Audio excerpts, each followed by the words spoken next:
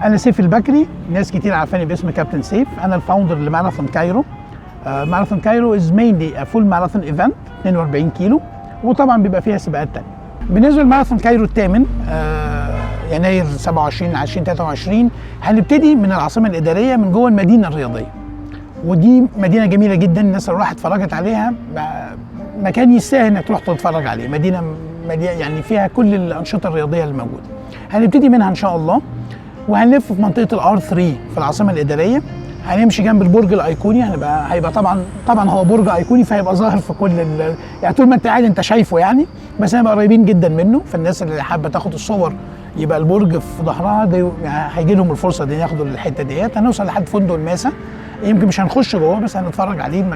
برضه اتس اتراكتيف بليس جدا نتفرج عليه. هنلف ونرجع تاني لحد المدينه الرياضيه. المنطقه دي كلها ساكنه بالفعل او فيها المباني موجوده بالفعل. الشوارع فاضيه، ودي ميزه كبيره جدا انك هتجري في شوارع فاضيه. صحيح مش واقفه ليك تماما، بس هي ما فيش عربيات هناك تقريبا. الطريق كله فلات، وده هيديك ادفانتج في لو انت عايز تعمل رقم او حاجه. زي ما قلنا في الاول، احنا السنه دي هيبقى 27 يناير ان شاء الله 2023. الميعاد طبعا في كذا ميعاد على حسب السبق، بس مينلي الجماعه اللي بيجروا 42 كيلو دول هيجوا من الساعه 6 الصبح، ربنا معاهم. طيب احنا فتحنا الريجستريشن على الايفنت، على البيج بتاعت الايفنت.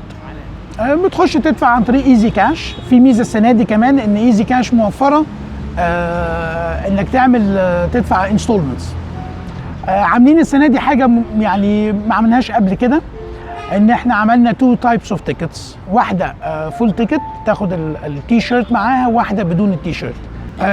كان زمان انا فاكر مع كابتن البير لما كان حد اول ما عملنا الماراثون اول وتاني مره، كان يجي حد عايز يدخل يجري الماراثون. هتجري فول ماراثون لازم تكون متمرن عليه. ما تاخدش الريسك بتاع انك انت تجري فول ماراثون وانت مش متمرن من قبل. احنا اعلنا عن الماراثون من حوالي 3-4 شهور. انا عارف ان في اثليتس كتير في مصر بيكونوا متمرنين. ال 21 كيلو اظن كتير دلوقتي من الاثليتس بقت دي جاريه اعتياديه بالنسبه لهم، فممكن ما يحتاجش يتمرن من بدري. لكن ال 42 وال 21 لازم تكون متمرن لهم وجاهز انك انت تجريهم. 8 كيلو اسوأ الظروف هتمشي، لكن انت ممكن تمشي 8 كيلو عادي. لو انت مجرد معتاد المشي تقدر تمشي اكتر من ساعه، هتعرف تجري وتمشي 8 كيلو. 3 كيلو طبعا دي قصيره، لكن هتجري 42 كيلو او 21 كيلو لازم تكون متمرن. ما تاخدكش العنتريه وتفتكر انها هتتعمل، لانك انت في النص ممكن تضغط على نفسك وتتاذي. فيا متمرن لها يا مش متمرن لها. الميزه ان السبق هيكون 2 لابس، فبالتالي السبورتنج بوينت بالنسبه ل 42 كيلو هيجري لفتين 21.